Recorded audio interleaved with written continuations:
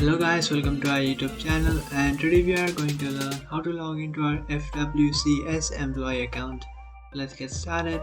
So to log into your FWCS employee account, what you can do is just simply open up your browser. After opening up your browser, in search bar you can search for FWCS employee login.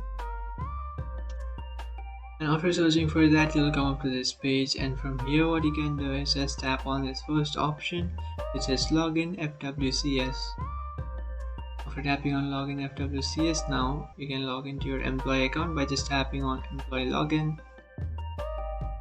After tapping on employee login, now it will take you to this page where you have to enter your email address, phone number or your Skype address. I'll enter my email address. After entering your email address, just tap on next. After tapping on next, you have to enter your account's password.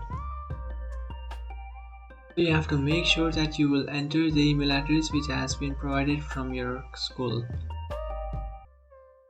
So just make sure that you enter the email address that is provided from your school.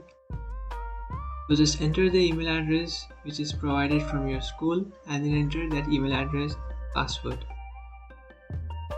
If you think this video was helpful, don't forget to like and subscribe to our channel. If you have any doubts, feel free to comment below. Thanks for watching.